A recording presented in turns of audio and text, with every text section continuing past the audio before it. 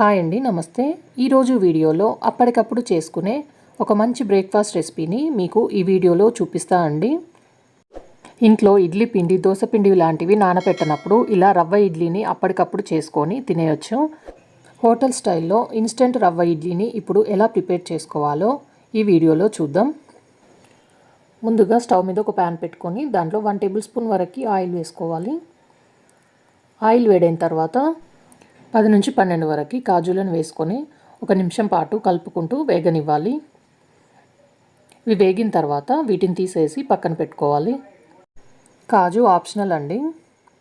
ఇప్పుడు అదే ఆయిల్లోకి 1 టేబుల్ స్పూన్ వరకు శనగపప్పు, 1 టేబుల్ స్పూన్ మినప్పప్పు, 1 టేబుల్ స్పూన్ జీలకర్ర, 1 టేబుల్ స్పూన్ ఆవాలు,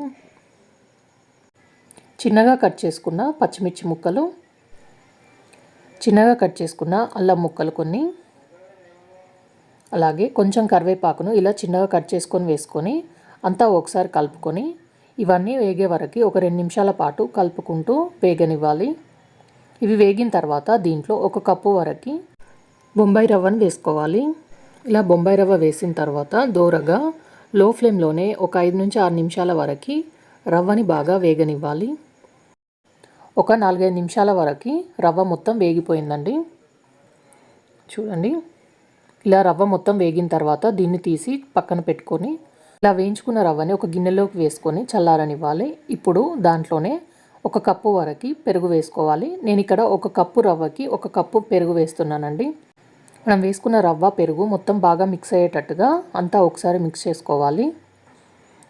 అంతా కలిపిన తర్వాత ఇప్పుడు ఇందులోకి 1/2 టేబుల్ స్పూన్ వరకు ఉప్పు వేసుకొని రుచికి సరిపడా ఉప్పు వేసుకొని దీంట్లోనే 1/2 కప్పు వరకు వాటర్ పోసుకోవాలి. వాటర్ పోసిన తర్వాత మొత్తం ఎక్కడా ఉండలేకుండా బాగా మిక్స్ చేసుకోవాలి. కన్సిస్టెన్సీ అనేది మరీ గట్టిగా కాకుండా మరీ పల్చగా కాకుండా ఇలా నేను చూపించినట్టు కలిపి తీసుకోండి. ఇప్పుడు దీనిపైన మూత పెట్టేసి ఒక 15 నిమిషాల వరకు ఈ రవ్వని బాగా నాననివ్వాలి. చూడండి, 15 నిమిషాల తర్వాత రవ్వ బాగా నానిపోయింది. ఇప్పుడు దీంట్లో చిన్నగా కట్ చేసుకున్న కొత్తిమీర, అలాగే దీంట్లో 1 టేబుల్ స్పూన్ వరకు ఈనో వేసుకోవాలి. ఈనో పై నుండి 3 టేబుల్ స్పూన్ వరకు వాటర్ పోసి అన్నీ బాగా మిక్స్ అయ్యేటట్టుగా కలుపుకోవాలి. ఇలా మొత్తం కలిపిన తర్వాత చూడండి, కన్సిస్టెన్సీ అనేది ఇలా మరి పల్చగా కాకుండా గట్టిగా కాకుండా ఇలా ఉండాలి. ఇక నేను ఇడ్లీ ప్లేట్కి ఆయిల్ అప్లై చేసి పెట్టానండి. దీంట్లో మనం ముందుగా వేయించి పెట్టుకున్న కాజుని ఒక్కొక్కటిగా ఇలా పెట్టుకొని దానిపై నుండి కలిపి పెట్టుకున్న ఇడ్లీ పిండిని కొద్ది కొద్దిగా వేసుకోవాలి. మీకు ఎన్ని ఇడ్లీలు కావాలో అన్ని ఇడ్లీలని ప్లేట్లోకి పెట్టిన తర్వాత ఇడ్లీ పాత్రలోకి నీళ్లు పోసి ఈ ప్లేట్లని అందులోకి పెట్టి స్టవ్ మీద పెట్టి ఒక 15 నిమిషాల వరకు వీటిని లో ఫ్లేమ్లో ఉడకనివ్వాలి. 10-15 నిమిషాల వరకు ఇడ్లీలు బాగా కుక్ అయిపోయాయి.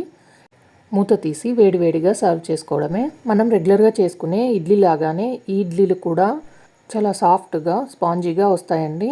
ఈసారి రవ్వ ఇడ్లీ చేసినప్పుడు ఈ కొలతలతో నేను చూపించినట్టు ట్రై చేసి చూడండి, చాలా బాగా వస్తాయి.